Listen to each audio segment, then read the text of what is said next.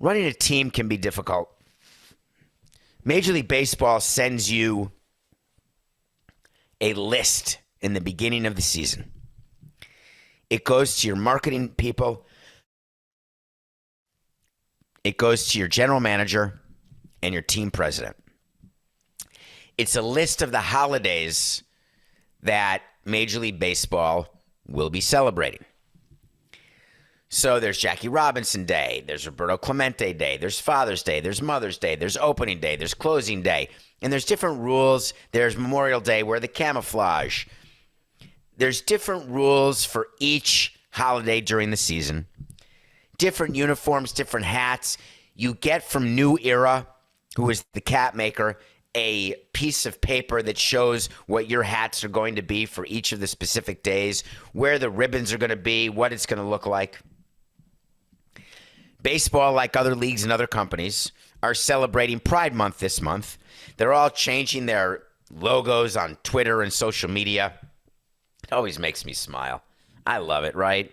You put a rainbow on your logo, and that means that you care about pride and LGBTQ+, and you get to say that you're woke, and you get to say that you're involved. You get to say that you've got your finger on the pulse of society, and we embrace the diversity and the difference, all because you change your social media logo and you send out a few tweets, and you change uniforms, you have some different colors on the uniform, et cetera, et cetera.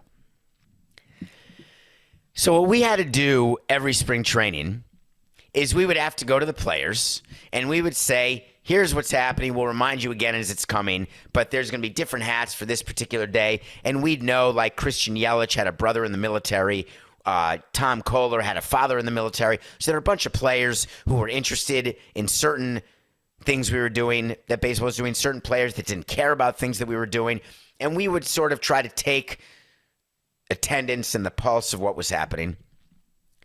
But if we had a league-wide initiative, let's say Mother's Day, pink bats, pink gloves, pink batting gloves, the catchers wear pink equipment, all trying to raise awareness for breast cancer. Players who had lost a mother or had a mother suffering from breast cancer, or a wife or a family member, they would embrace Mother's Day breast cancer. They'd get pink everything. There were other players who would get the delivery, because what happens is the bat makers, because every player has a different bat maker, and they get bats. The club gets bats sent to the player that the player wants, with the name of the team and the name of the player, etc. And so there'd be a bunch of pink bats that would come in about 2 or 3 weeks before Mother's Day. The players would take the pink bats, they'd use them for BP, see if they like them. If they liked them, they would use them in the game on Mother's Day. If they didn't like them, they wouldn't use them in the game. Hats, they were much less concerned about, because either you're 6 2/8, you're 6 1/4, 6 3/8, 6 5/8, Barry Bonds, you're 8 7/8, whatever you are, you get your hat, it's got the logo, it's got the ribbon, you're done, you don't care too much.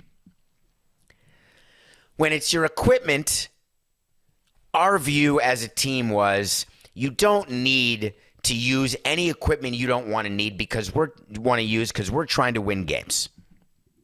We want to make sure that you are comfortable with your glove, because some of these players have their game gloves that they've broken in a special way, and you can't break in a pink glove fast enough, or a blue glove, or a purple glove, etc.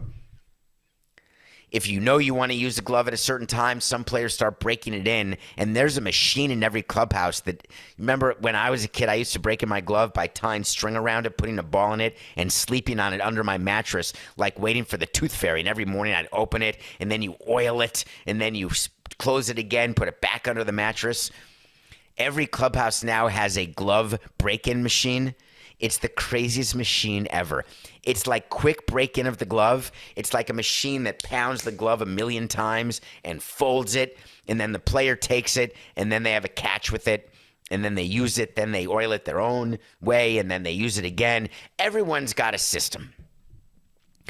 And as the president of a team, it was live and let live. Whatever system you have, whatever glove you want to use, pink, not pink, I don't care. But then there's the jersey issue.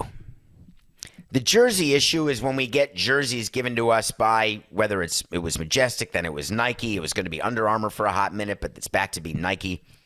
Jerseys would come in, and they would come from Nike, And then the clubhouse guys would put the names and the numbers on the jerseys and would hang the jerseys in their locker. So players don't know what they're wearing until they get to the ballpark. They don't know which exact jersey because there's so many alternates, and we don't really go over that with the players because that's not equipment. That's just how you look. We know their size. We know some guys need extensions or some guys like having openings in the arms, whatever the case is. We know that. But the jersey's the jersey, and when you come in at report time each game, you go to your locker and you put on your jersey. Tampa had pride jerseys and pride gear that they wanted to use as part of Pride Month for games this past weekend.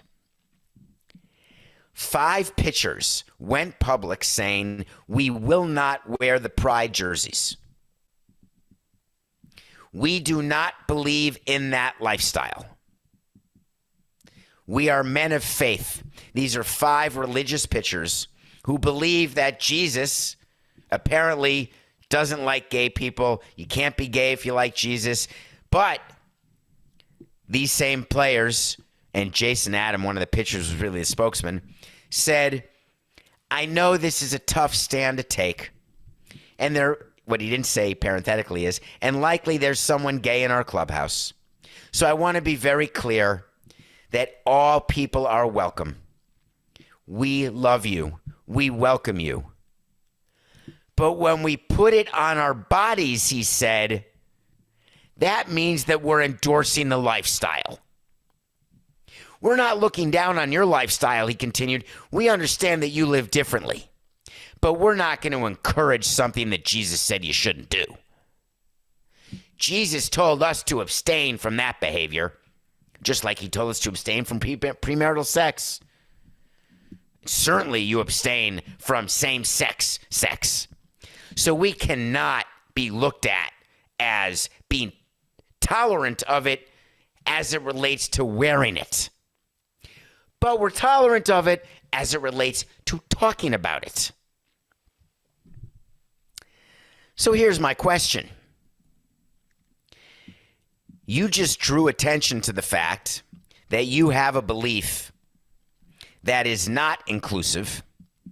You have a belief in a religion that says that other people's choices are not their own to make and they're wrong. But then you say you respect it, appreciate it, understand it, welcome it.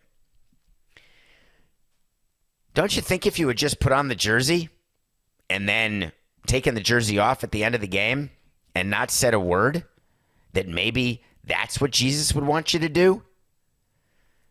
Because is your religion one, or your God or your Savior, whoever Jesus may be, when you wear the thing that says WWJD, what would Jesus do?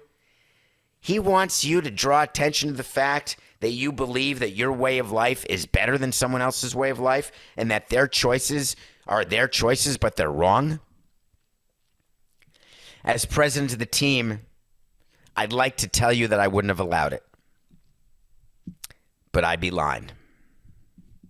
I was thinking all weekend about how I would have handled this, and I so badly wanted to say to you on today's show that I would have said to the players, I don't care what religion you are. This is the jersey we're wearing. You are wearing it. Hard stop. We are not drawing attention to ourselves like this. We are not going to have a divisive clubhouse where you are going to obviously alienate those who've got LGBTQ in their family or themselves. We're just not going to do it. We're trying to win a World Series here.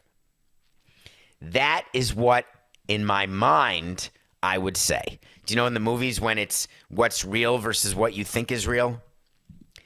That's what I think would be real. And here's what's real. I'd go up to the player, the 5 of them. They would look at me and they'd say, listen, I'm not wearing it. I would talk to them about their tolerance. I would talk to them about the situation. And then I would talk to the other players, and then I would let them not wear it. Because as much as I was a hard ass on players, when it came to equipment or uniforms, not community appearances, I was still a hard ass about that.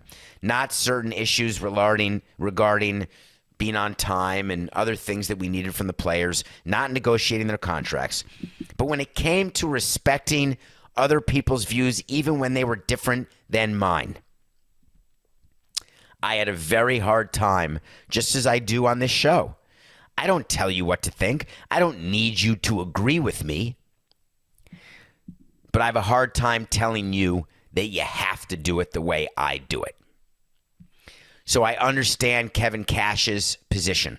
I understand why Kevin Cash said, we love everybody. It's not going to be divisive. There's been talk in the clubhouse, and we are keeping it in the clubhouse. We are keeping our eye on the ball, which is October baseball. I wonder if some of the older owners who are definitely not very LGBTQ interested, I wonder how quickly they would have supported those players and how quickly they would have made it uncomfortable for players who would not have wanted to support those players. But as a younger person in baseball, I'd like to think that I would have done it differently, and I'm just not sure I would have. Good for you, Tampa, for coming out with your statements. Good for you, Jason Adam, for coming out with your statement, even though I vehemently disagree with it. I don't understand it at all, but at least we're communicating, and I guess that's a start.